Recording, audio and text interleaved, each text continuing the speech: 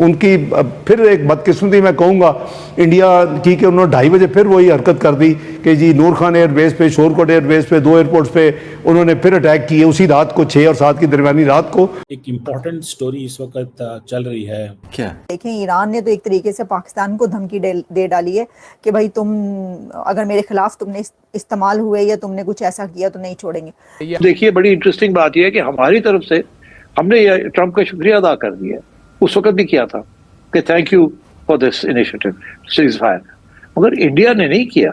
Iran Israel जंग में जैसे जैसे शिद्दत आती जा रही है वैसे वैसे खित्ते में भी सूरत हाल तेजी के साथ तब्दील हो रही है। बाय द वे उसके बाद विद इन 45 मिनट्स मुझे सऊदी प्रिंस फैसल साहब का फोन आया और उन्होंने मुझे वही बात की कि ब्रदर आई जस्ट अंडरस्टूड कि जी आपकी बात हुई है रूबियो से और अपना am I authorise to talk to Jaishankar also and convey के you know you are ready if they stop. I say yes. अगर किसी ने अपनी ज़मीन जो है वो हमारे खिलाफ इस्तेमाल होने दी तो हम उसको भी निशाना बनाएंगे, हम समझेंगे कि हम उसके साथ भी हालत जंग में हैं। पाकिस्तान की एयर स्पेस इस्तेमाल करना, पाकिस्तान के एसेट्स इस्तेमाल करना, पाकिस्तान के बॉर्डरिंग इलाकों का इस्तेमाल करना, और अगर टोटल सरेंडर नहीं करते ईरानी तब यह पाकिस्तानी तुरुप का इक्का खेला जाएगा। अमेरिका इस वक्त हैंड्स इन हैंड्स है, साथी बना हुआ है इजराइल का, और हम ज्यादा खुश हो रहे हैं कि हमारे साथ भी अमेरिका के अच्छे ताल्लुकात हैं। क्या आपको लगता है कि अमेरिका हमें भी यूज कर रहा है जिस तरह पूरे मिडिल ईस्ट को यूज कर रहा है? ISPR का जो बयान आया उसमें भी हमें पता लगा, और जो डोनाल्ड ट्रंप ने फौरी बात की थी उसमें भी उन्होंने कहा कि ईरान के मामले के ऊपर 4 दिन पहले हम यूएन सिक्योरिटी काउंसिल में कह रहे हैं कि हम कंडेम करते हैं ईरान के ऊपर जो एग्रेशन हो रहा है इजराइल का, और हम अमेरिका को बेसिस दे दें और कहें जी कि जो काम हम इजराइल को कंडेम कर रहे हैं वो अमेरिका को अलाउ करते हैं वो कर लें। अब बात समझ रहे हैं? आप इस बयान को देखें और महज एक दिन पहले हमारे फील्ड मार्शल साहब की मुलाकात देखें। जय हिंद। तो दोस्तों, पाकिस्तान का एक बहुत ही बड़ा कबूलनामा आ चुका है और पाकिस्तान के मंत्री ने खुद ये कबूला है कि भारत ने हमारे एयरबेसिस पे अटैक किया था। वीडियो को पूरा लास्ट तक देखेंगे, फिर बात करेंगे इस वीडियो के बारे में। तो चलिए वीडियो स्टार्ट करते हैं। ये मैं समझता हूँ कि बड़ी पॉजिटिव डेवलपमेंट है कि इस प्रोसेस में जहाँ तक वो क्रेडिट, तो देखें किसी ने तो आउटरीच करनी थी ना, इंडिया ने हमें डायरेक्टली तो फ़ोन करके नहीं कहना था। तो जो सेक्रेटरी रूबियो है वो कोई 2-3 दफ़ा प्राइम मिनिस्टर साहब से बात उन्होंने सारे प्रोसेस में की, 2 दफ़ा मेरे साथ की, 1-2 दफ़ा उन्होंने अपना आर्मी चीफ साहब से की। तो कोशिश जाहिर है बाकी ममालिक ने की, सऊदीया ने की, UAE ने बैकडोर में कोशिश की, टर्की ने सबसे पहले रीच आउट किया, ये सारे हमारे, कतर ने किया, कुवैत ने किया, सारे ममालिक जो थे, UK डेविड लेमी कई दफ़ा रब्ता किया उन्होंने। तो बात ये थी कि उसको वो रोकना चाहते थे, वो डी एस्कलेशन अपना मोबिलाइजेशन की तरफ उनकी पूरी कोशिश थी कि जब 6 और 7 मई की दरमियानी रात को प्रोसेस शुरू हो गया तो वो सारे जो है वो दे वर वेरी नर्वस। तो जो पहली कॉल मैंने भी आपको बताया कि अराउंड 8:15 बजे सुबह थे और हमारा ऑपरेशन मुकम्मल हो चुका था, जो हमने प्लान किया था। रात हम करीबन 1:30 बजे फारिग हुए उससे, उस सारी डिस्कशन, और प्राइम मिनिस्टर ने ऑथराइज़ किया आर्म फोर्सेस को, डिटेल तय हो गई कि हमने क्या रोल आउट करना है, और वो हमने 4 बजे के बाद शुरू किया। ये उनकी फिर एक बदकिस्मती मैं कहूँगा इंडिया की कि उन्होंने 2:30 बजे फिर वही हरकत कर दी कि जी नूर खान एयरबेस पे, शोरकोट एयरबेस पे, 2 एयरपोर्ट्स पे उन्होंने फिर अटैक किए उसी रात को, 6 और 7 की दरमियानी रात को।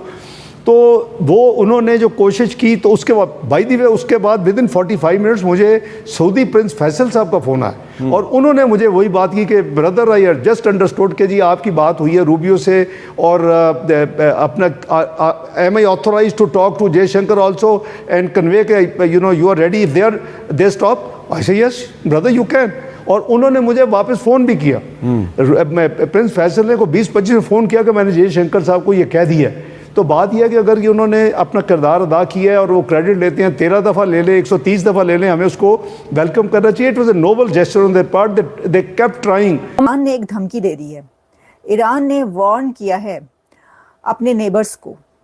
ईरान ने ये धमकी अपने हमसायों को दी है कि अगर ईरान के किसी भी नेबर ने ईरान के दुश्मन को सपोर्ट करने की कोशिश की या ईरान पर जो हमले हो रहे हैं उसमें इजराइल की मदद करने की कोशिश की, तो उसको नहीं छोड़ा जाएगा और उसके साथ वही सलूक किया जाएगा कि जो किसी दुश्मन के साथ किया जाता है। अच्छा, अब इसके ऊपर ये चहमगोइयाँ शुरू हो गई पाकिस्तान के अंदर कि जी ये जो अभी एक मीटिंग हुई है उस मीटिंग के बाद ईरान ने ये धमकी दी है। पाकिस्तान से ईरान की झड़प भी हो चुकी है और पाकिस्तान से ईरान की जो झड़प हुई थी वो तो ईरान ने हमला किया था पाकिस्तान पे, फिर पाकिस्तान ने भी ईरान पर हमला किया था। अच्छा, ऐसी सिचुएशन में अच्छे ताल्लुकात भी रहती है, जो स्टेटमेंट्स है वो तो ये भी आती रहती है, नहीं नहीं बहन भाई सॉरी भाई भाई। तो उसमें ये है कि अब ये जो है आपको पता है कि फील्ड मार्शल की मुलाकात हुई है प्रेसिडेंट ट्रम्प के साथ। सिर्फ कह रहे हैं कि ये ताल्लुकात की 78 साल की तारीख में सबसे अहम मोड़ है। इससे पहले वाले मोड़ जब सेठी साहब हमें याद आते हैं तो हम घबरा जाते हैं। मुझे ये बताएं, कहा जाता है there is no free lunch in this world, is this lunch for free? देखिए, there is no free lunch, specially in America. American culture में एक फ्री लंच है ही नहीं। It's always you owe me, I am paying a debt, this is a job. तो अब बात यह है कि मुझे आज की खुशियों में, जो कि मैं देख रहा हूँ कि पाकिस्तान में खुशियां मनाई जा रही कि जी वाह वाह, we are through, good times are about to role.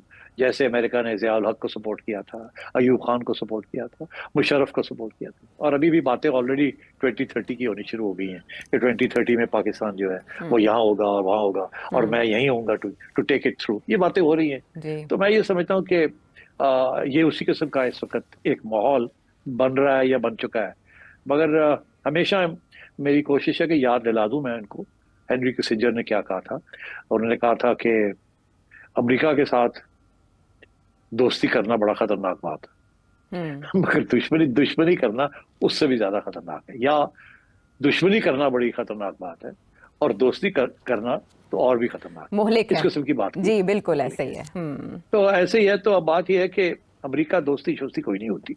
Ayub Khan साहब जब गए थे 1960s मिड 60s में, और उनको फील्ड मार्शल थे और उनको कांग्रेस के अंदर स्टैंडिंग ओवेशन मिली थी, और उन्होंने किताब लिखी थी फ्रेंड्स नॉट मास्टर्स, ठीक। मगर actually with America it doesn't work, there are no friends, America is the only master. एक प्रेसिडेंट आए या दूसरा आए, America is only the master. और ये भूल जाते हैं हमारे प्रेसिडेंट्स, कुछ गलत फहमी हो जाती है या खुश फहमी हो जाती है कि मैंने बड़े पर्सनल ग्रिड बना लिए हैं अमेरिकन प्रेसिडेंट के साथ। It doesn't work, it's too big and too much of a great power. There are no friendships, there are only interests, and beyond the interests of the state of America, there is the interest of the American president, जिसकी एक term, दो terms, उसकी अपनी policies होती हैं। दोस्तों, आप लोग जानते हैं भारत और पाकिस्तान के बीच में ये जो संघर्ष चला और भारत ने ऑपरेशन सिंदूर लॉन्च किया था, और जिसके बाद पाकिस्तान की सारी हेकड़ी निकाल दी थी, और लेकिन पाकिस्तान फिर भी बाज नहीं आ रहा था, और पाकिस्तान दुनिया से यह कह रहा था, झूठी अफवाहें फैला रहा था कि हमने भारत को सीज फायर की स्टेज पर ला दिया और भारत को हमने इतना ज़्यादा तबाह कर दिया कि भारत को शांति के मोड़ पे आना पड़ा। लेकिन दोस्तों, भारत तो हमेशा शांति के मोड़ पर ही रहता है, लेकिन पाकिस्तान ने उकसाया था तो पाकिस्तान को ऑपरेशन सिंदूर के दौरान उसको सबक सिखाया, और दुनिया भी जानती है इस बारे में। और साथ ही पाकिस्तान ने जो झूठ फैलाया था लगातार कि हमने भारत को तबाह कर दिया, ये भी सच इंडियन आर्मी और दुनिया ने भी पर्दाफाश कर दिया है इसको लेकर के। अब दोस्तों, जो पाकिस्तान के एक मंत्री हैं उनका भी कहना है कि भारत ने हमारे एयर बेसिस पे हमला किया है। अब पाकिस्तान के खुद ही मंत्री जो हैं वो खुलकर सामने आने लगे हैं, तो अब इसमें कुछ रह ही नहीं जाता है। बाकी आप लोगों ने वीडियो देखी है, आप लोग भी ऑपरेशन सिंदूर को लेकर के एक कमेंट जरूर करना, साथ ही अपने चैनल मेरा हिंदुस्तान न्यूज को भी सब्सक्राइब कर लेना। तो दोस्तों, वीडियो यहीं समाप्त करते हैं, मिलते हैं नेक्स्ट वीडियो पे। जय हिंद, जय भारत।